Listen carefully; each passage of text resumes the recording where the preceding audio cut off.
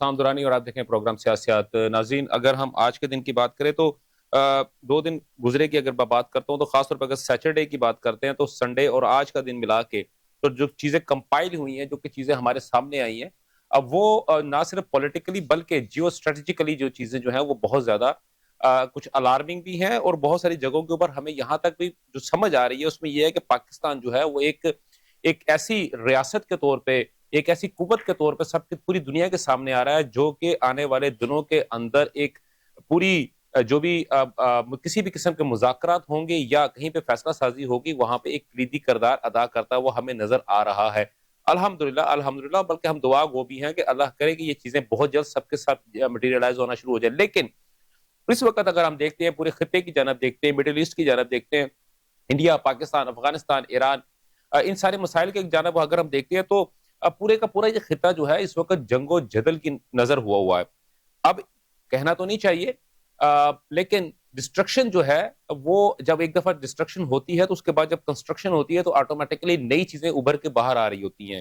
اگر ہم نے مئی کے مہینے، اپریل اور مئی کے مہینے کی بات کرتے ہیں تو جو اس وقت ڈسٹرکشن ہوئی اس کے بعد پاکستان جو تھا وہ پوری دنیا کے اندر آپ نے دیکھا کہ ایک اسٹینڈ الون پوزیشن لے کے باہر آیا.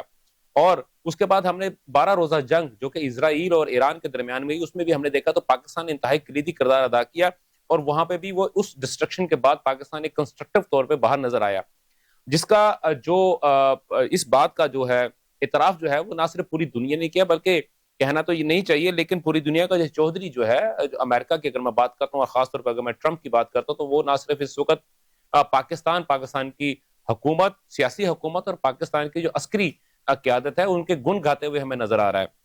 لیکن حالیہ دنوں میں بھارت کی جانب سے جو ان کی پراکسی وار ہے، جو اپنی پراکسی لڑ رہے ہیں افغانستان کے تھرو، جو وہ اپنی لڑائی کر رہے ہیں، اگر اس جانب دیکھتے ہیں تو افغانستان نے باقاعدہ طور پہ اسرائیل اور بھارت کی ایما کے اوپر جو انہوں نے اپنے مسائل حل کرنے کے لیے اپنی جو سبکی جو ان کی ہو چکی تھی اس کو دور کرنے کے لیے پاکستان کے اوپر جو حملے کیے، اس کے جواب میں پاکستان کی جانب سے جو کارروائیاں ہوئی ہیں وہ بھی پوری دنیا نے دیکھا ہے. اور نہ صرف پوری دنیا نے دیکھا ہے بلکہ اگر میں وہی بات کرتا ہوں کہ پوری دنیا کا جو ٹھیکیدار کہہ لیں یا اس وقت جو چودھری ہے ٹرمپ ہے، اس نے باقاعدہ طور پہ اس بات کو ایک سوال کے جواب میں انہوں نے یہ کہا ہے کہ جب جو اپنا ایک صحافی نے اس سے سوال پوچھا کہ پاکستان اور افغانستان کے درمیان میں لڑائی ہو رہی ہے اور پاکستان جو ہے افغانستان کے اندر گھس کے حملے کر رہا ہے، تو آپ اس کے بارے میں کیا کہتے ہیں؟ تو انہوں نے کہا کہ پاکستان جو بھی کر رہا ہے بالکل درست کر رہا ہے. اب یہ بہت بڑا ایک کوسچن مارک ہے، اس کے اوپر بات کرنا بہت ضروری ہے، اور اس پہ یہ بہت ڈیبیٹیبل بات ہے. دوسری جانب اگر ہم دیکھتے ہیں تو پاکستان کی جانب سے جو ایک مشن شروع کیا گیا ہے، یہ آپریشن غزب الحق جو ہے وہ شروع کیا گیا ہے، اس کے نتائج جو ہے وہ کب تک ہمیں دور رس نتائج ہوں گے یا وہ وقتی نتائج ہوں گے؟ کیا پاکستان کے اندر ہونے والی در اندازی جو ہے، دہشت گردی ہے، اس کے اوپر روک لگ جائے گی؟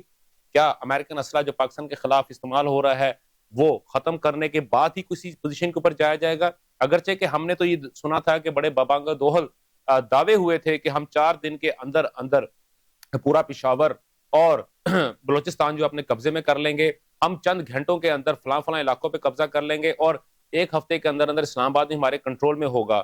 لیکن چند ہی گھنٹوں کے بعد وہی لوگ قطر میں جا کے جو ہے وہ اپنا معافیا مانگ رہے تھے، اور وہی لوگ جو ہے وہ پاکستان کو مذاکرات کی میز کے اوپر آنے کی دعوت دینے کی دوبارہ دہائی دے رہے تھے.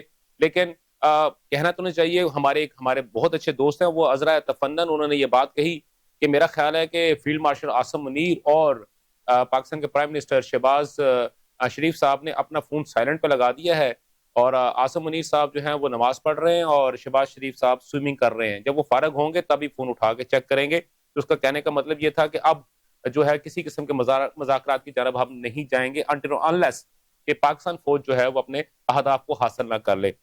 اور اس کے بعد دوسری جانب اگر ہم دیکھتے ہیں تو امریکہ نے 12 روزہ امریکہ اور اسرائیل دونوں نے 12 روزہ لڑائی کے بعد آلموسٹ، جو کہ ان کی طرف سے بھی بیانات یہی تھے کہ ہم چند گھنٹوں کے اندر ہی رجیم چینج کر دیں گے ایران کی، لیکن وہ نہ کر پائے. اور اس کے بعد دوبارہ انہوں نے اب جو ہے وہ سیٹرڈے کو دوبارہ وہ مسائل جو ہے وہ شروع کیے، اور اس کا نتیجہ بھی آپ کے سامنے ہے. کیونکہ اسی کے اوپر اگر میں بات کرتا ہوں تو ڈونلڈ ٹرمپ کا ایک بیان آیا تھا، بڑا ایک ببانگ دوہل انہوں نے بات کی تھی کہ it will take only 4 days، یعنی کہ ودن 4 دن جو ہے وہ ایران کے اوپر پراپر قبضہ کر لیں گے، رجیم چینج ہو جائے گی. اور اس وقت موجودہ جو ان کی حکومت ہے اور ان کی جو مذہبی جو اس وقت لیڈرشپ ہے وہ تمام کی تمام چینج ہو جائے گی اور اس کے بعد ایران جو ہے دوبارہ جمہوریت کی راہ پہ چل جائے گا. لیکن ایران جو ہے ایک دفعہ پھر ایک لوہے کے چنے کی طرح جو ہے وہ امریکہ اور اسرائیل کے دانتوں میں پھنس چکا ہے. نہ ان سے چبایا جا رہا ہے, نہ ان سے اگلا جا رہا ہے, نہ ہی ان سے نگلا جا رہا ہے. ان تمام چیزوں کے اوپر ڈسکس کرنے کے لیے ہمارے پاس اسٹوڈیو میں موجود ہے سید حیدر جاوید سید صاحب. حیدر صاحب جو میرے استاد بھی ہیں, اور سر آپ کا بہت بہت شکریہ سر تشریف لانے کا. آپ گزشتہ 50 سال سے جو ہے وہ صحافت سے جڑے ہوئے ہیں, اور اپ ٹو مائی نالج ان کے جو ذرائع ہیں وہ کافی پینیٹریٹڈ ہیں افغانستان کے اندر بھی اور پاکستان کے اندر بھی, جس وجہ سے بہت ساری خبریں جو ہیں وہ ان کے پاس وقت سے پہلے بھی آ جاتی ہیں, اور ان کی مہربانی ہے کہ بہت ساری خبریں جو ہیں یہ ہمیں بھی تھوڑی تھوڑی فیڈ ان کر دیتے ہیں, جو کہ ہم اپنے پروگرامز کے اندر گاہے گاہے آپ تک پہنچاتے ہیں. اس کے ساتھ ساتھ ایک اور گوہر نایاب اشرف سہیل صاحب, وہ بھی ایک اخبار کے بلکہ پورا ایک گروپ جو ہے اخبارات کا اس کو لیڈ کر رہے ہیں. آپ کا بھی سر بہت بہت شکریہ, آپ بھی تشریف لے کے آئے. اور جتنا حیدر جاوید سید صاحب کا تجربہ ہے یہ بھی کسی سے کم نہیں ہے, اور نہ صرف اگر حیدر جاوید سید صاحب نے افغانستان کو اور باقی چیزوں کو دیکھتے تھے, لیکن انٹرنیشنل ریلیشن شپ کی بات کرتا ہوں تو سہیل صاحب جو ہیں وہ بھی اپنی ایک منفرد اپنی ایک حیثیت رکھتے ہیں. اور تھوڑی دیر میں جو ہے بریگیڈیئر لیاقت پور صاحب ایک دفاعی تجزیہ کار جو ہے وہ ہمیں ٹیلی فون لائن پہ ہمیں جوائن کریں گے. تو میں سب سے پہلے میں پروگرام کا آغاز جو ہے وہ میں اشرف سہیل صاحب سے کرتا ہوں.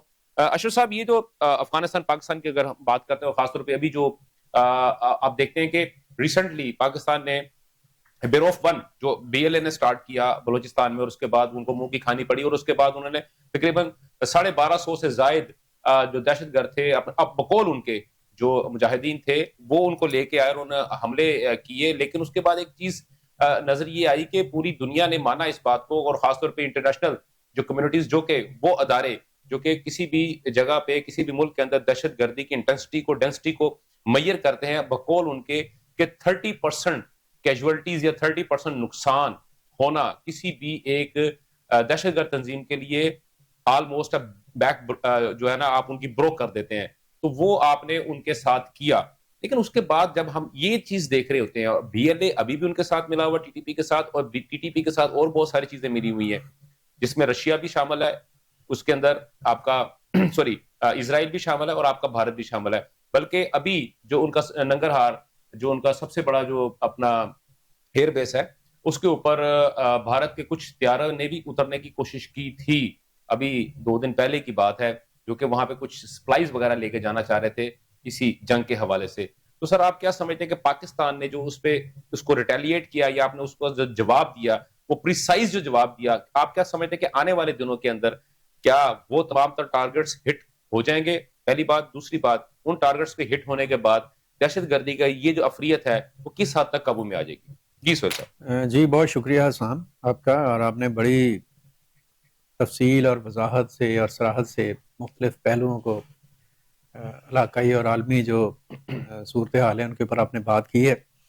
جہاں تک افغانستان کی بات ہے تو ایک تو بڑی کلیئر بات ہے, بڑی سادہ سی بات ہے, جو کہ میرا خیال ہر بندہ اس کو سمجھ سکتا ہے کہ افغانستان اور پاکستان کے تعلقات کا جو ٹریک ہے وہ بڑا واضح ہے.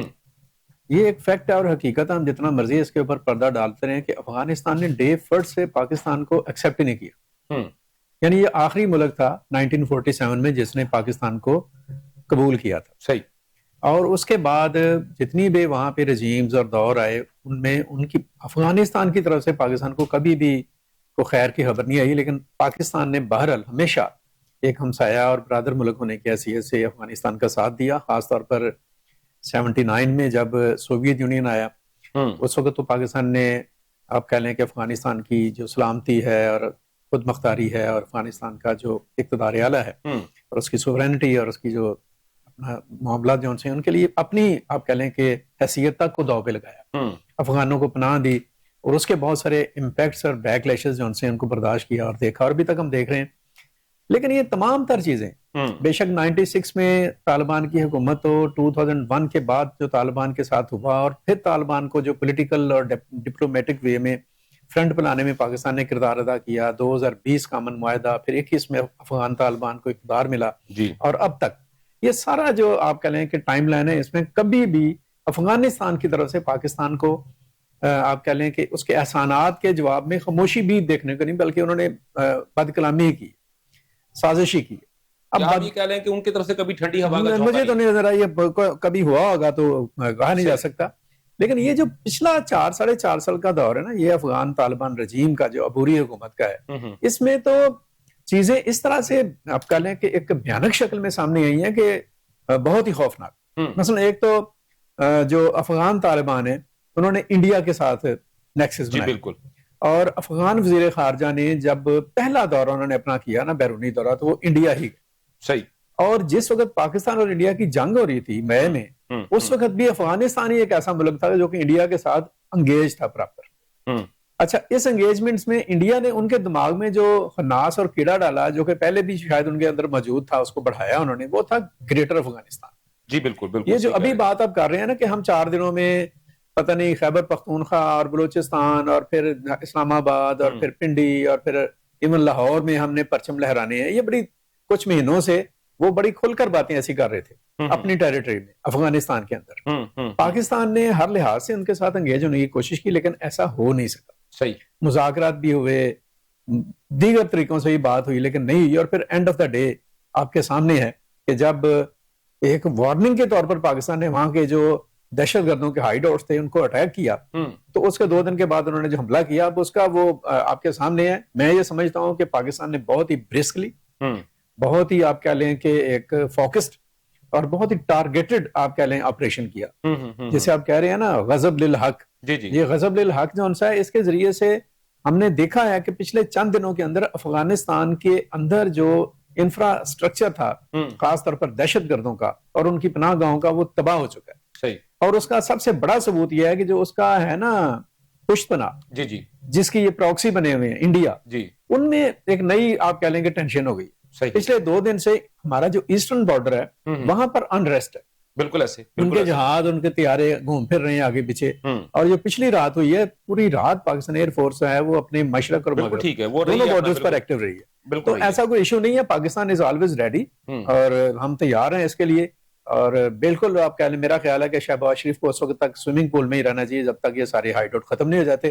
اور فیلڈ مارشل کو نماز پڑھتے رہنا چاہیے جب تک کہ یہ جو شر پسندی ہے اور انتشار ہے اور فساد ہے، اس کو جڑ سے نہیں اکھاڑ دیا. ٹھیک ہو گیا. اچھا حیدر صاحب، یہ جو بھی جو بات ہوئی ہے، لیکن اگر میں اس کو دیکھتا ہوں دوسری جانب اگر میں دیکھتا ہوں، تو اگر آپ یہ دیکھ رہے کہ ہمارے دیکھیں، آپ ایک جرنلسٹ، بینگ اے جرنلسٹ، آپ دیکھتے ہیں کہ بہت ساری چیزوں کو ہمیں ریاست کے ساتھ کچھ ڈفر بھی کرتے ہیں، کچھ اداروں کے ساتھ بھی ہمارے کچھ ڈفرینسز ہوتے ہیں، لیکن جب کوئی اس قسم کے معاملات ہوتے ہیں تو ہم تمام کے تمام لوگ جو ہوتے ہیں، ہم ریاست کے ساتھ اور اپنے لا انفورسمنٹ ایجنسیز ہوتی ہیں، ہم ان کے ساتھ ہوتے ہیں.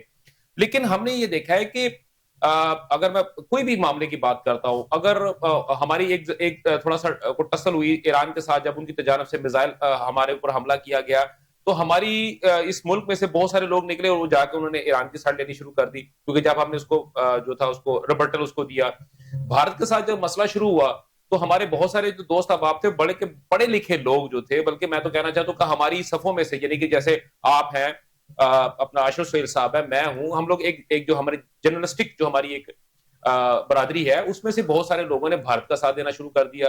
اور ابھی افغانستان والا معاملہ آپ کے سامنے جب سامنے آیا تو بہت سارے لوگ جو ہے، اور خاص طور پہ جو ہمارے پولیٹیکل پارٹیز کے بھی جو انکلائنس ٹورڈز اینی پولیٹیکل پارٹی، میں کسی ایک پولیٹیکل پارٹی کا نام نہیں لیتا، وہ افغانستان کو جو ہے وہ دینا شروع کر دی. تو سر، یہ جو ایک انٹلیکچوئل جو ٹیررزم ہے، اس کو آپ کس نظر سے دیکھتے ہیں؟ آپ کو 50 سال سے زیادہ عرصہ آپ کو ہو گیا ایسے جرنلزم کے اندر، تو آپ کیا دیکھتے ہیں کون سے ایسی جگہ تھی، کون سا ایسا پوائنٹ تھا کہ جہاں پہ یہ ڈفرنس ایسا کریٹ ہوا ہے کہ جس نے کہ اب آنے والے ٹائم کے اندر آگے اور بڑھتے ہوئے بھی ہمیں نظر آ رہا ہے؟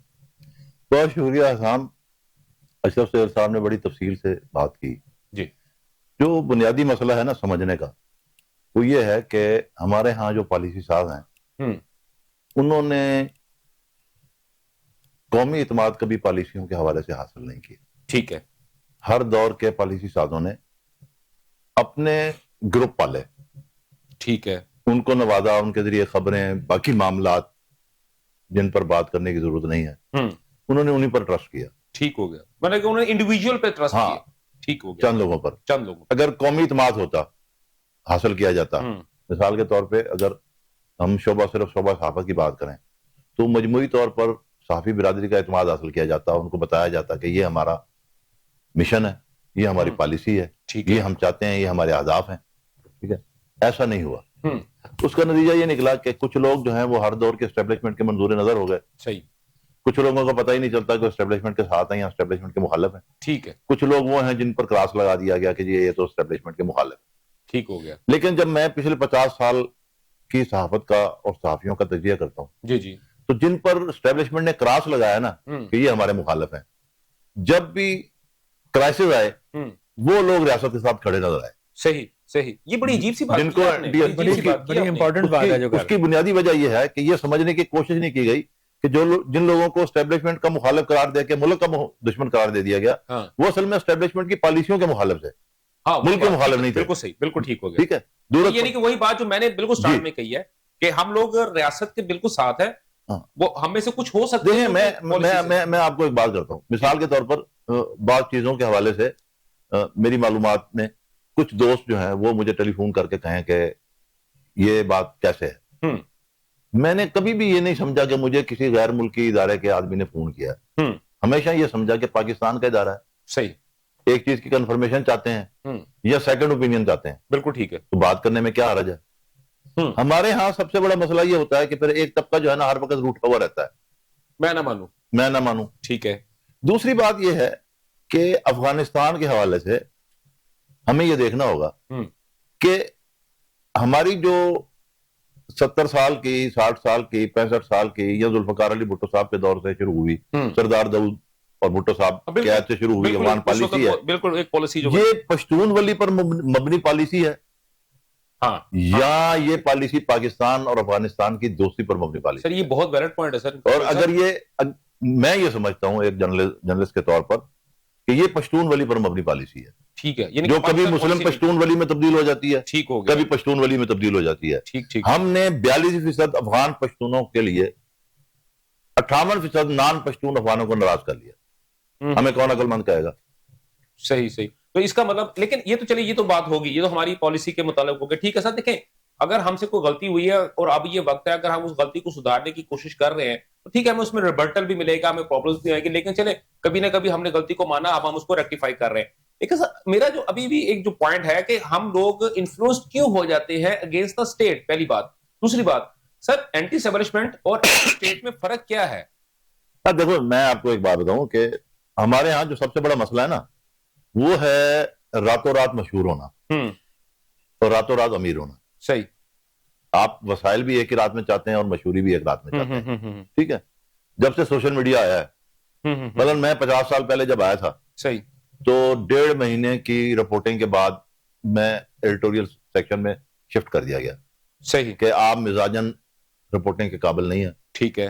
ٹھیک ہے، آپ لڑ پڑتے ہیں میرے ساتھ، لہذا آپ یہاں بیٹھے ہیں اور بیٹھ کے اداریہ نویسی سیکھیں. میرے ساتھ سیم میرے ساتھ. اب ہمارا جب سے اچھا ایک وقت تھا، آپ سب کو یاد ہوگا، شرف صاحب کو بھی یاد ہوگا کہ کالم نگاروں کی تصویر نہیں چھپتی تھی. ہاں جی بالکل نہیں چھپتی ہوتی تھی. پھر 1990 کی دہائی میں آ کے تصویر چھپنی شروع ہوگی کالم نگاروں کی. مجھے آج تک یاد ہے، میں اس وقت مشرق لاہور میں ہوتا تھا، این پی ٹی کا اخبار تھا، تو پہلی مرتبہ جب میری تصویر چھپی تو اس وقت میری داڑھی تھوڑی تھوڑی بڑی تھی. ٹھیک ہے. تو مجھے نوشہرے سے ایک آدمی نے خط لکھا، انہوں نے کہا ساری عمر ہم نے تمہیں ترقی پسند سمجھا، کمیونسٹ سمجھا، لیکن جب تمہاری تصویر چھپی تو تم اندر سے مولوی نکلے. بھائی بات یہ ہے کہ اب آپ ایک وقت تھا جب آپ کے بعض کالم نگار یہ لکھا کرتے تھے کہ 3:30 بجے گورنر ہاؤس سے مجھے فون آیا، 4:30 بجے میں گورنر ہاؤس پہنچا، پھر گورنر ہاؤس کے لان میں میز لگی، کرسی لگی، میں بیٹھ گیا، گورنر صاحب تشریف لائے، اور اس کے بعد چائے کے لوازمات لگنے. یہ اشتہار ہوتا تھا بالکل ایسے کہ آپ نے کوئی کام کرانا ہے تو میں گورنر سے کرا سکتا ہوں. بالکل ایسے. بالکل ایسے. پھر اس کی جگہ لے لیا الیکٹرانک میڈیا نے. صحیح. جب الیکٹرانک میڈیا آ رہا تھا 2007 میں تو میں شاید پاکستان کے ان 1-2 آدمی جرنلسٹوں میں تھا جو یہ کہہ رہا تھا کہ آپ جو ہے وہ اندھے کے پاؤں کے نیچے بٹیرا دے رہے ہیں، اس طرح نہ کریں. پہلے جرنلسٹوں کو تیار کریں صحیح ذہنی طور پر، ان کو بتائیں کہ پرنٹ میڈیا کیا ہوتا ہے اور الیکٹرانک میڈیا کیا ہوتا ہے، دونوں میں ڈفرنس کیا ہے، دونوں میں فرق کیا ہے. ٹھیک ہے. آپ نے وہ سب کچھ سمجھائے بغیر تعلیمی اداروں سے، شعبہ بلاغیات کے شعبوں سے وہ سمجھائے بغیر آپ نے مطلب ہے کہ لڑکے منتخب کیے اور ان کو ایک جگہ لے جا کے ان کو ٹریننگ دی اور لا کے ان کو آپ نے بٹھا دیا اور انہوں نے کہا کہ جناب پاکستان جو ہے وہ ان دو چیزوں کا نام ہے, اس کے علاوہ جو بھی بات ہے وہ پاکستان کے خلاف. تو آپ کا پوائنٹ بالکل سپیرٹ, تو آپ کی بات سمجھ آئے گی, بالکل ٹھیک ہو گیا.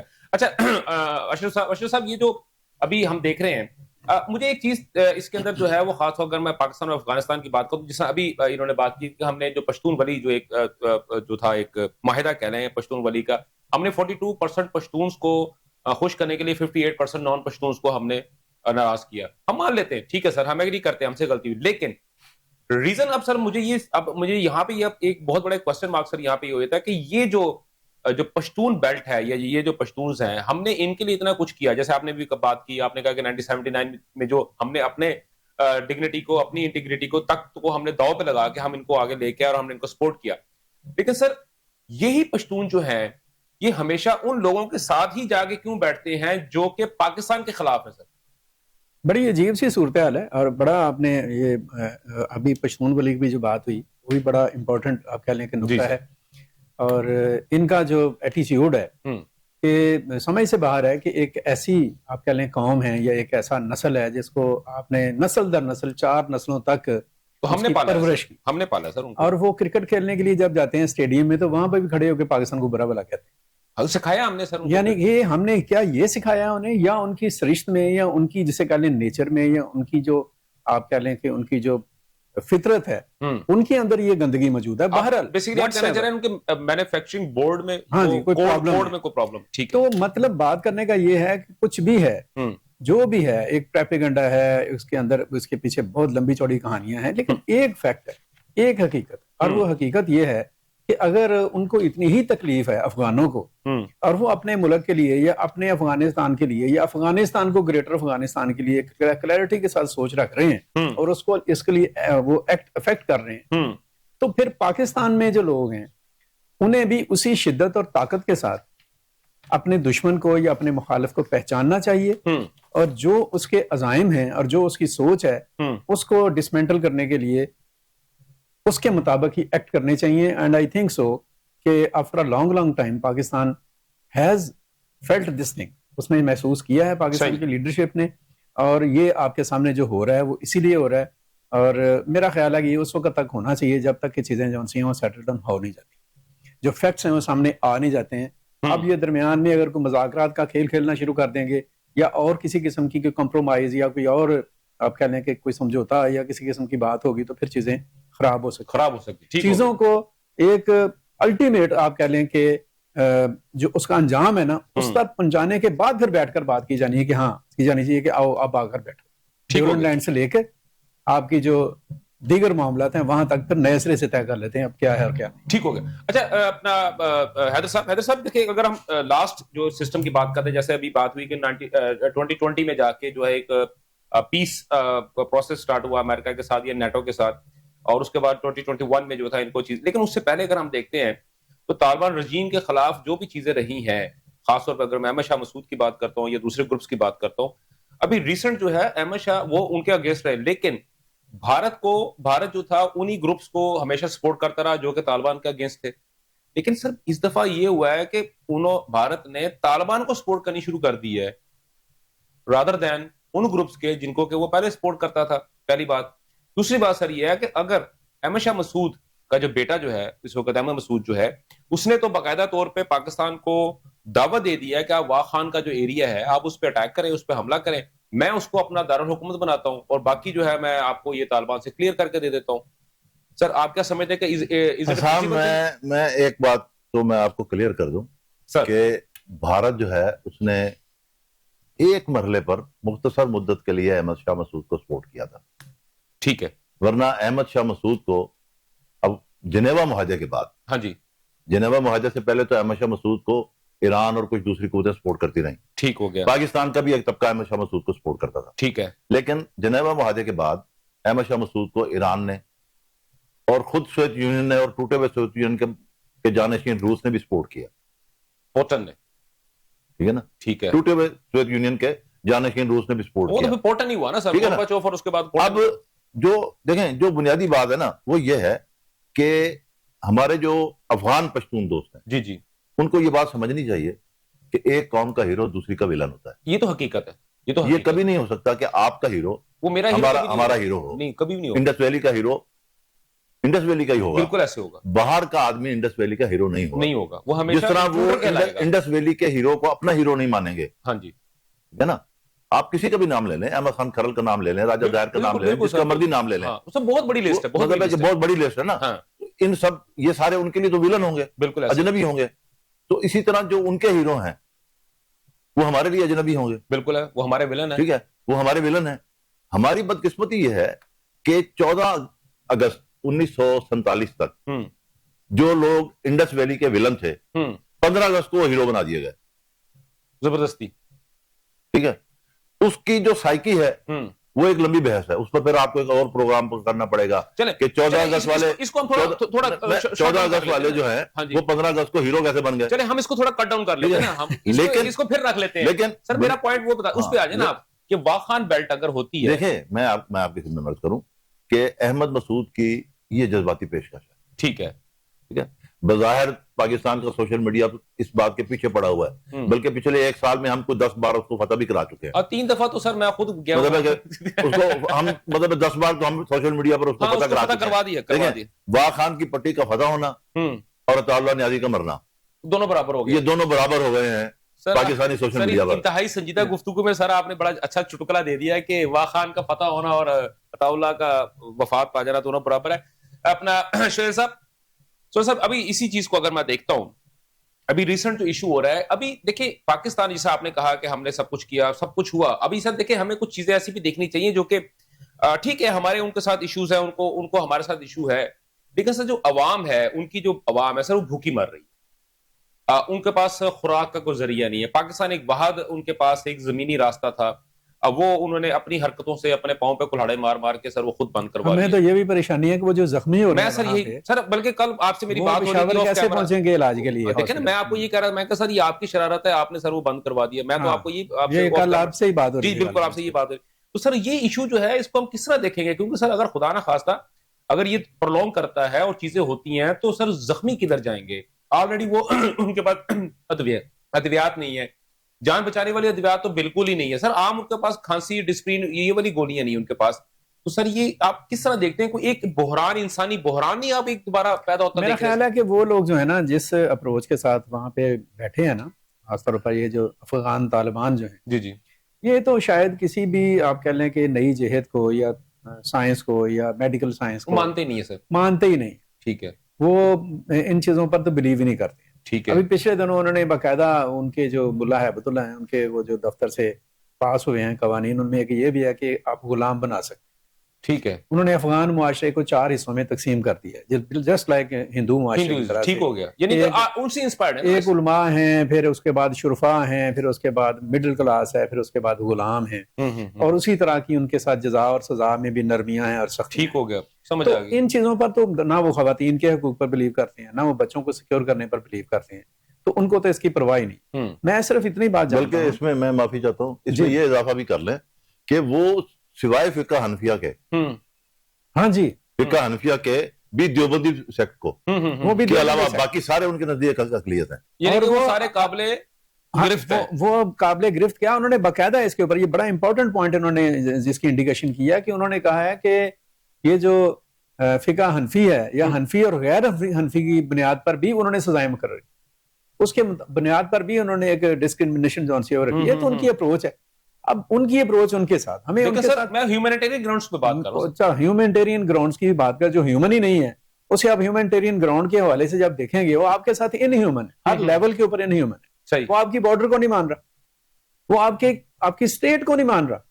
وہ کہتا ہے یہ گریٹر افغانستان کا حصہ ہے. وہ بڑے کھلے لفظوں میں وہاں پہ ترانے بھی پڑھ رہے ہیں, وہاں پہ سارا کچھ کر رہے ہیں, اور ان کی پروکسی بنے ہوئے ہیں. مطلب جن کو یہ شرم نہیں آ رہی ہے کہ ایک کلمہ گو کو وہ مار کے وہ کہتے ہیں ہم نے جہاد کیا ہے, اور ایک ہندو سے وہ مدد لے رہے ہیں اور کہتے ہیں کہ یہ اسلام کی ہم خدمت کر رہے ہیں.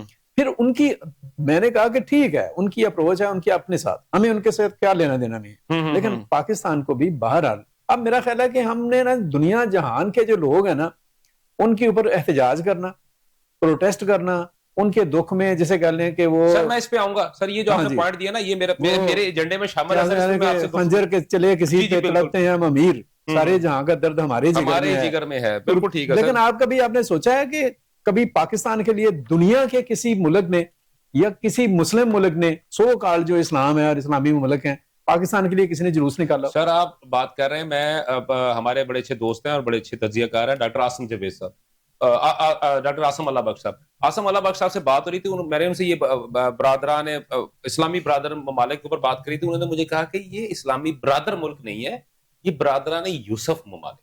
یہ برادران یوسف کیا, یہ ایسے ہی پتہ نہیں کیا فریب ہے, اور یہ سارا فریب ہمارے لیے رہ گیا, پاکستان کے لیے رہ گیا. ٹھیک میرا خیال ہے کہ پاکستان کو بھی اب اپنی ایک اسٹریٹجی بنانی چاہیے ان ٹرو پولیٹیکل بیسز, جیو اپنا گرافیکل بنیادوں کے اوپر. آپ کی جیو پولیٹکس کیا ہے, آپ کی پولیٹکس کیا ہے, آپ کی اسٹریٹجک پوزیشن کیا ہے, آپ کو اس کے مطابق اپنا تعلق جو آپ نے بات کی نا سر, یہی بات کی, اسی کو میں لے کے آتا ہوں اپنا حیدر صاحب کے پاس. ایک بڑا ایک دم میرے دماغ کے اندر بات آئی ہے, ایک کوشچن ہے سر, بڑا امپورٹنٹ کوشچن ہے.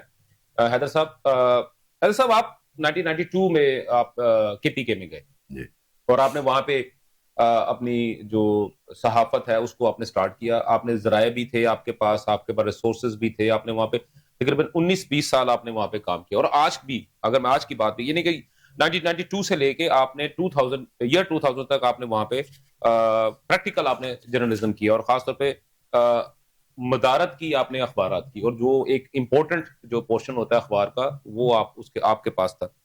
اس میں سر یہ کہ پرابلم یہ ہے جو یقینی طور پہ آپ کے جو ذرائع ہوں گے انہوں نے آپ کو بہت ساری انفارمیشن بھی دی ہوگی, اور ان ڈیپتھ کی انفارمیشن بھی یقینی طور پہ حاصل ہوگی آپ کے پاس, کیونکہ گزشتہ چند دن پہلے اگر میں بات کرتا ہوں تو آپ سے گفتگو ہو رہی تھی, اور وہ گفتگو میں یہ چاہ رہا تھا کہ میں آپ کے ساتھ یہاں پہ بھی کروں.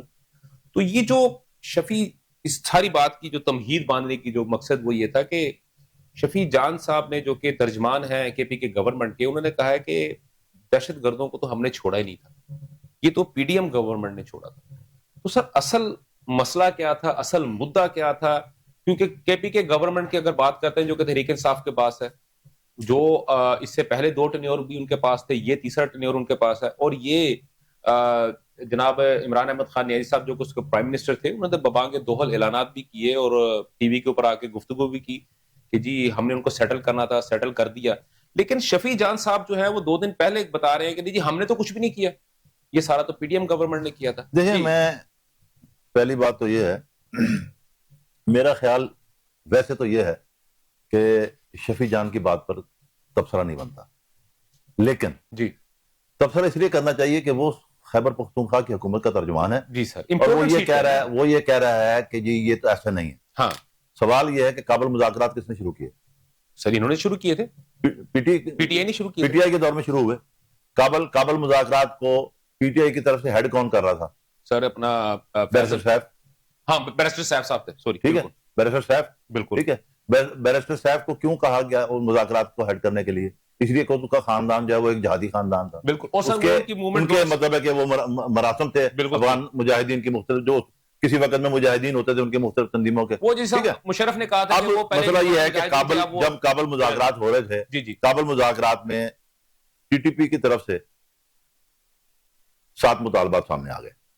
ٹھیک ہے, جس میں اہم ترین بات یہ تھی کہ فوجیاں ہٹا لی جائیں بارڈر سے. سر وہ تو پی ٹی آئی آج بھی کہہ رہی ہے سر, وہ میری عرض سن لینا. ٹھیک ہے, ہم اس پر بات نہیں کرتے کہ پی ٹی آئی آج یہ کہتی ہے یا نہیں کہتی. ٹھیک ہے, میں تو یہ کہہ رہا ہوں کہ ٹی ٹی پی نے کہا کہ بارڈر سے فوجی ہٹا لیں. ٹھیک ہے, ٹھیک ہے. دوسرا مطالبہ تھا کہ فاٹا جو سابق قبائلی علاقے بندوبستی علاقوں میں شامل کر دیے گئے ہیں صبح خیبر پختونخوا میں, ان کو واپس فاٹا بنا دیا جائے. ہاں جی, فاٹا اور پاٹا والا مطلب فاٹا اور پاٹا کا نظام جو ہے نا وہ بحال کر دیا جائے. سر طریقہ صاحب آج بھی یہی کہہ رہی ہے سر. اس کے بعد ان کا چوتھا مطالبہ یہ تھا کہ 14 ارب روپیہ ٹی ٹی پی کے جو لوگ حکومت پاکستان کی کاروائیوں میں مرے ہیں ان کا خون بہا دیا جائے. ٹھیک ہے. پانچواں مطالبہ یہ تھا کہ 137 آدمیوں کی انہوں نے لسٹ دی. انہوں نے کہا کہ یہ 137 آدمی آپ رہا کر دیں. لیکن سر وہ تو 103 میرے خیال میں واپس نہیں, 103 تو اس لیے کہ آپ کے پاس ثابت 103 ہو رہے تھے نا, وہ تو باقی کے پی کے جیلوں میں موجود تھے, کے پی کے جیلوں میں موجود تھے. اب سوال یہ ہے کہ کے پی کے کی کس حکومت نے سمری بنا کے صدر مملکت ڈاکٹر عارف الوی کو بھیجی؟ سر وہ تو پی ٹی آئی کی تھی. تو اس سمری کی منظوری کس نے دی؟ عارف الوی صاحب نے. عارف الوی صاحب نے. تو پی ڈی ایم کا کیا بیچ میں رول آ گیا؟ تو سر یہ پھر اس کا مطلب یہ ہوا کہ وہ جو طالبان اس وقت پکڑے جاتے تھے. اب ہمارے جو دوست ہیں انہیں شفیع جان سے یہ پوچھنا چاہیے کہ جو 103 آدمی رہا ہوئے وہ کہاں گئے؟ سر وہ تو دوبارہ انہوں نے سیٹل کر دیے تھے یہاں پہ. نہیں سیٹل والے تو گروپ ہی اور ہے نا. اچھا آبادکاری والا گروپ ہی اور ہے. پھر دوسری بات اس میں جو ایک اہم بات ہے, جی جی میں نے اس وقت بھی جب یہ معاہدہ سامنے, جب یہ مطالبات سامنے آئے تھے, میں نے اس وقت بھی لکھا, میں نے اس وقت بھی کہا, میں آج بھی اپنی بات پر قائم ہوں کہ انہوں نے ان سے 5 ارب روپیہ دینے کا وعدہ کیا. ہاں جی ٹھیک ہے, وہ یہ کہتے تھے کہ ہمیں 3 ارب روپیہ ملا ہے, وہ مانتے تھے. ٹھیک ہے, بعد میں انہوں نے کہا کہ جی ہم نے نہیں دیا. یہ بلا وجہ کے الزام لگایا جا رہا ہے, جو ہمارے مخالف صحافی ہیں وہ اس بات کو اٹھا رہے ہیں ہم نے پیسے نہیں دیے, لیکن ذرائع کنفرم کرتے تھے کہ لیکن پیسے سر وہ جو 3 ارب فرض کرے گا 3 ارب یا 5 ارب دیا تھا, کیا وہ کے پی کے گورنمنٹ نے دیا تھا یا سینٹرل گورنمنٹ نے دیا؟ دیکھیں یہ تو وہ بتائے گا جس نے سمری بنائی تھی رہائی کی. سمری تو سر بنائی تھی بیرسٹر صاحب نے. نہیں سمری بنائی تھی صوبہ سرحد کی حکومت نے, کے پی کے گورنمنٹ نے. کے پی کے ریپرزینٹیٹو تو بیرسٹر صاحب تھے. بیرسٹر صاحب تو اس وقت ترجمان تھے نا, جیسے آج شفیع جان ترجمان ہے. ٹھیک ہے, سمری پر دستخط تو وزیر اعلیٰ کے ہیں. بالکل ہے, تو ذمہ دار تو وزیر اعلیٰ اس وقت جو بھی تھا, پکڑیں گے پھر جو بھی وزیر اعلیٰ تھا ذمہ دار تو اس وقت اپنا وہ محمود خان تھا نا. ٹھیک ہے, اسپین کرے. ہاں مسئلہ یہ ہے کہ آج پی ٹی آئی کس منہ سے کہتی ہے کہ ہمارے سارے معاملے سے کوئی تعلق ہی نہیں ہے, کابل مذاکرات کریں آپ. اچھا اس سے بھی ایک اہم بات ہے جی جی جس پر پی ٹی آئی کے دوست بات نہیں کرتے, وہ یہ ہے کہ مذاکرات کی خواہش کا اظہار کس نے کیا؟ ٹی ٹی پی نے یا پاکستان نے؟ سر وہ تو پھر یہ کہتے ہیں کہ انہوں نے کیا. نہیں ایسا نہیں ہے, پاکستان نے مذاکرات کی خواہش کا اظہار کیا. ٹھیک ہے, پاکستان کو اس وقت کی گورنمنٹ نے ٹھیک ہو گیا مذاکرات کی خواہش کا اظہار کیا. افغان طالبان جو تھے انہوں نے تو میزبانی کی, سہولت کاری کی. لیکن سر اس وقت آپ کی بات اب میری سن لیں نا پوری, میری بات پوری سن لیں. آج پاکستان کے ساتھ افغان طالبان کی جو ناراضگیاں ہیں ان میں ایک اہم ناراضگی یہ بھی ہے کہ جو 7 مطالبات کے لیے آپ 1 مہینے کا وقت لے کر گئے تھے کہ ہم یہ 7 مطالبات پورے کریں گے, ٹھیک ہے, ان میں سے آپ نے صرف 1 مطالبہ پورا کیا. وہ آپ نے 103 بندے آپ نے چھوڑ دیے, باقی چیزیں آپ نے پوری نہیں کی. یہاں میں آپ کو یاد دلا دوں کہ ابھی پی ٹی آئی کی حکومت موجود تھی کے پی کے میں, جب افغانستان سے ٹی ٹی پی کے لوگوں نے آ کے سوات میں اور دوسرے علاقوں میں قیام کرنا شروع کر دیا, اور بندوبستی علاقوں میں انہوں نے ٹیکس لینا شروع کر دیا. سوات میں انہوں نے کچھ لوگوں کو اغوا بھی کر لیا. سوات میں انہوں نے ایک ریموٹ کنٹرول کے ذریعے اے این پی کے ایک رہنما کو قتل بھی کر دیا, جس پر اے این پی اور پیپل پارٹی نے بہت بڑا جلوس نکالا. یہاں میں آپ کو ایک اور بات بھی بتا دوں دلچسپ, خان صاحب یہ کہتے تھے کہ میں آپ کو بتا دیتا ہوں آپ کے سوال, کیونکہ آپ کی شرارتیں جو ہے نا وہ سمجھ میں آتی ہیں, تو میں آپ کو بتا دیتا ہوں کہ اصل میں ہوا یہ ہے کہ خان صاحب یہ کہتے تھے کہ اس سارے معاملے پر جو ہے ہمارا آل پارٹی جو ہے نا وہ اتفاق رہے تھا. میں کہتا ہوں کہ اگر تو آل پارٹی اتفاق رہا تھا تو پارلیمنٹ میں معاملہ لانا چاہیے تھا. پارلیمنٹ میں تو اصل مسئلہ یہ تھا کہ اس وقت جب یہ مذاکرات ہو رہے تھے کابل میں پاکستان اور ٹی ٹی پی کے درمیان, پاکستان پی ٹی آئی کی حکومت اور ٹی ٹی پی کے درمیان, اس وقت پارا چنار میں اہل تشیع اور طالبان ایک دوسرے کے آمنے سامنے تھے. بالکل سر, میں اسی پہ جنگ جاری تھی, ان میں جنگ جاری تھی. بالکل, تو پارا چنار کے اہل تشیع کو مطمئن کرنے کے لیے صوبہ سرحد کی حکومت نے ساجد حسین توری صاحب جو وہاں کے ایم این اے تھے اس وقت, پیپل پارٹی سے ان کا تعلق تھا, ان کو لے کر گئے. لیکن وہاں یہ ہوا کہ ٹی ٹی پی نے ان کے ساتھ بیٹھنے سے انکار کر دیا, کیونکہ وہ اہل تشیع تھے. انہوں نے بیٹھنے سے انکار کر دیا. بڑی مشکل سے ملا نور مسعود کو اور دوسروں کو اس بات پر قائل کیا گیا کہ بھائی بیٹھنا تو پڑے گا, بات چیت کریں گے تو یہ بھی تو ایک فریق ہے.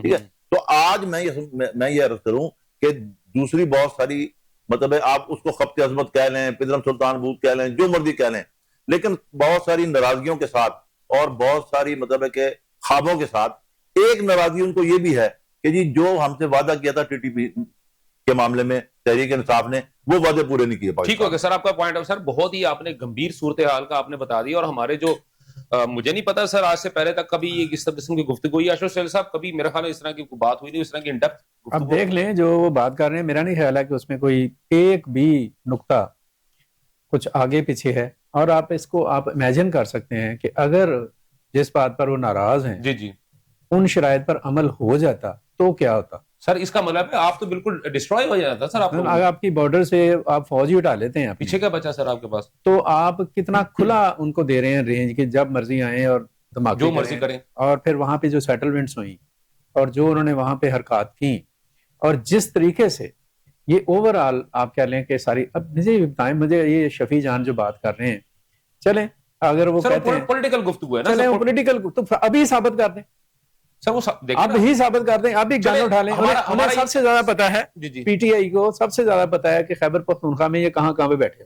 وہ سر دوسری بات کہنا تو نہیں چاہیے اشرف صاحب, آپ یہ دیکھیں کہ گزشتہ اگر میں پچھلے 10 سال کا اگر میں نکالتا ہوں ڈیٹا, اگر 10 سال کی بات کرتا ہوں تو سر تحریک انصاف کے کتنے لیڈران تھے یا ان کے ورکرز تھے جن کے اوپر اٹیک ہوا, اور باقی جو پولیٹیکل پارٹیز ہیں جس میں پاکستان مسلم لیگ ہے, اے این پی ہے.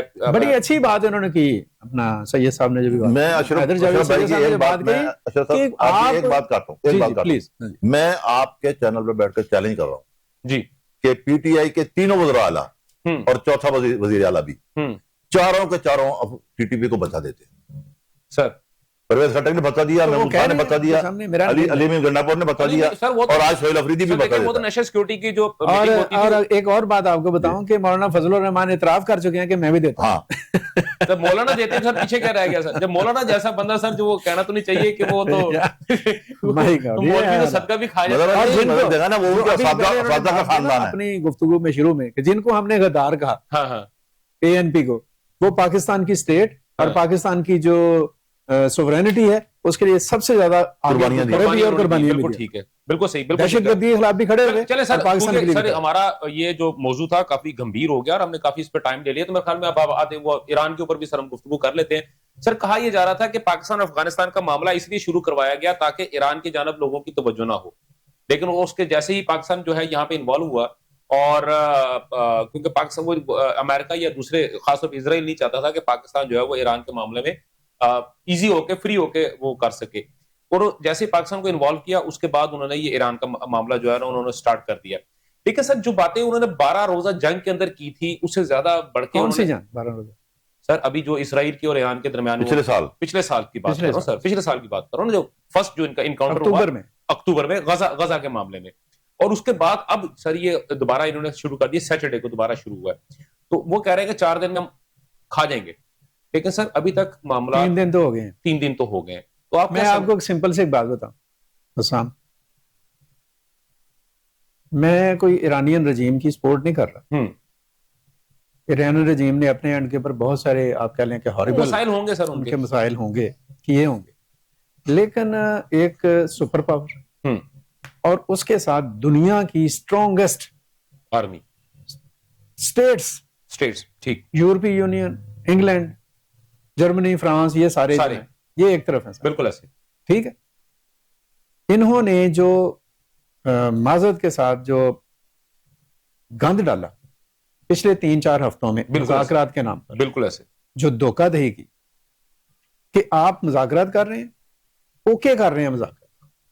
میں کل ایک آرٹیکل پڑھ رہا تھا جو مذاکرات کے درمیان ایک نیگوشیٹ کرنے والے صاحب ہیں, ان کی بات, ٹھیک ہے, انہوں نے کہا کہ جو پوائنٹس طے کیے گئے وہ گرے پوائنٹس بنا لیے گئے کہ ان کو گرین ہونا ہے. ہاں بالکل, وہ مذاکرات کے نتیجے میں 100% گرین ہو گئے, 100% ہو گئے, گرین ہو گئے, ٹھیک ہے. اور 27 فیب کو یہ جو نیگوشیٹر ہیں ان کی ملاقاتیں ہوئی ان کے ساتھ, امریکن پالیسی میکرز ہیں ان کے ساتھ, اور جو فارن سیکرٹری ہیں مارکو روبی ان کے ساتھ. انہوں نے کہا کہ ویل ڈن, انکرج کیا, اور پھر حملہ کر دیا, ٹھیک ہے, اسرائیل کے ساتھ.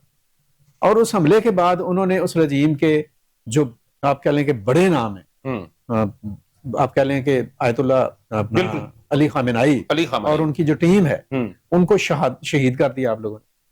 اور پھر آپ نے کہا انڈر دا گراؤنڈ اٹلی کے ذریعے سے کیا مذاکرات کریں, انہوں نے کہا اب ہم مذاکرات نہیں کریں. بالکل ایسے. تو آپ کا تو سب سے بڑا آپ کا فیلئر یہی ہے کہ آپ کا جو الٹیمیٹ ٹارگیٹ تھا نا کہ ہم ان کے وہ لوگوں کو اس طرح سے شہید کر کے تو اپنی مرضی کی حکومت لے آئیں گے, وہ اس میں فیل ہو گئے. ٹھیک ہو گیا. اچھا اپنا حیدر صاحب کیونکہ یہ اگر میں بات کرتا ہوں, اور آپ نے بھی اس کے اوپر کافی, میں آپ کے آرٹیکلز بھی پڑھ رہا تھا اور آپ کی ایک دو جگہ پہ آپ کی جو ہے وہ میں چیزیں دیکھ بھی رہا تھا, جو رجیم چینج ہے بیسیکلی کیا آپ یہ سمجھتے ہیں کہ یقینی طور پہ ایک پولیٹیکل ہی ایشو ہے کہ امریکہ جو ہے اپنی ہی مرضی کی وہاں پہ حکومت لے کے آنا چاہتا ہے, اور اس کو ابھی تک وہ تمام تر پذیرائی نہیں مل سکی جو کہ باقی دوسرے علاقوں کے اندر عوام سے اس کو پذیرائی ملتی ہے, اور وہاں پہ رجیم چینج کا سسٹم جو ہے اس کے لیے آسان ہو جاتا ہے. اصل میں نا ایران کے معاملے کو دیکھتے وقت ہمیں یہ بات ذہن میں رکھنی چاہیے کہ ایران کا جو قومی تعصب ہے وہ کراس دا بورڈ غالب ہے. بالکل ٹھیک. وہ کمیونسٹ ہو, وہ ملحد ہو, وہ اسلام پسند ہو, اسلام پسندوں میں وہ شیعہ ہو, سنی ہو, جو مرضی ہو وہ پہلے ایرانی ہوتا ہے. صحیح. ٹھیک ہے. میں آپ کو تازہ ترین مثال دے دیتا ہوں, ہم ماضی میں نہیں جاتے. ٹھیک ہے. مجاہدین خلق نامی ایک تنظیم ہے, بالکل ہے. انہوں نے کلیم کیا کہ جی ہم نے فلاں دن فلاں وقت آقائے خامنہئی کے گھر پر اور ان کے دفتر پر حملہ کیا. بالکل. ایران میں میرے حساب سے 3 سے 4% اس کو ہمدردی حاصل ہے. بالکل. مجاہدین خلق کو, ایک پرانی تنظیم ہے. ہاں بالکل ہے. بنی صدر تھے اور دوسرے لوگ بھی اس کے حامیوں میں رہے. اب ہوا یہ کہ وہ ساری قوتیں جو سید علی خامنہئی کی رجیم کی مخالف تھی, انہوں نے پلٹ کے مجاہدین خلق سے کہا کہ اس کا مطلب یہ ہوا کہ آپ نے یہ حملے امریکہ اور اسرائیل کے کہنے پہ کیے ہیں. انہوں نے کہا آپ تو قومی غدار ہیں. وہ ایرانین آ گیا نا, ایرانی نیشنلزم آ گیا. ایک بات. دوسری بات یہ ہے, میرا خیال یہ ہے کہ سیاسیات اور صحافت کے طالب علموں کو ایران پر امریکہ اور اسرائیل کے تازہ حملوں کو امریکہ کے وینزویلا میں رجیم چینج کے معاملے کو جوڑ کے دیکھنا چاہیے. سر میں اسی لیے میرا کوسچن ہے, الٹیمیٹ کہہ رہا ہوں کہ وہ جو ہاتھ دے کے چل پڑا, انہوں نے وہاں رجیم چینج کی, انہوں نے اپنے لیے تیل اور باقی بہت ساری چیزوں کے معاملات سیکیور کر لیے. ٹھیک ہے. باقی دنیا ڈسٹرب ہوگی نا ایران وار سے. بالکل وہ تو ڈسٹرب نہیں ہوں گے. ٹھیک ہے. اب ہمیں یہ بات بھی نہیں بھولنی چاہیے بطور طالب علم کہ 1980 کے دہائی میں ایرانی پارلیمنٹ میں دھماکہ ہوا تھا. صحیح. ٹھیک ہے. 80 کے قریب افراد مر گئے تھے. 45 دنوں میں ایرانیوں نے الیکشن کرا دیے تھے. بالکل صحیح. قومی الیکشن کروا دیے تھے. ابھی ہوا ہے ابراہیم رئیسی نے کیا, ابراہیم رئیسی کے فوراً بعد ایک صدر ہے نا, صدر کی جگہ آپ نے صدر منتخب کر لیا نا, آپ نے پوری پارلیمنٹ کے الیکشن کروا دیے. آپ سرکمسٹانسز دیکھیں نا, خطے میں حالات کیا چل رہے ہیں. بالکل. چلے سر, آپ کا پوائنٹ آ گیا کیونکہ میرے پاس وقت کی کمی ہے اور مجھے وائنڈ اپ کے لیے بھی کہا جا رہا ہے. ناظرین, آپ نے تمام تر گفتگو سنی اور آج ہم نے جو ہمارا مین جو ایشو تھا وہ پاکستان افغانستان کا, اور اس کے اندر جو جتنی ان ڈیپتھ گفتگو ہم کر سکتے خاص طور اس مسئلے کی جو جڑ تک پہنچنے کے لیے جو آج ہم نے جو ہمارے جو دو برینز جو تھے ہمارے پاس موجود تھے اور انہوں نے وہ باتیں بتائی جو کہ حقیقت پہ مبنی ہے, اور ان کو ڈینائل کرنے کے لیے ہمارا پلیٹ فارم جو ہے وہ اس وقت تحریک انصاف کے لیے ہمیشہ آپ کے موجود رہے گا. ناظرین, انشاءاللہ کل آپ سے دوبارہ سیم وقت سیم چینل ملاقات ہوگی. تب تک مجھے اور میری پوری پروڈکشن ٹیم کو اجازت دیجیے. اللہ حافظ. پاکستان پائندہ باد.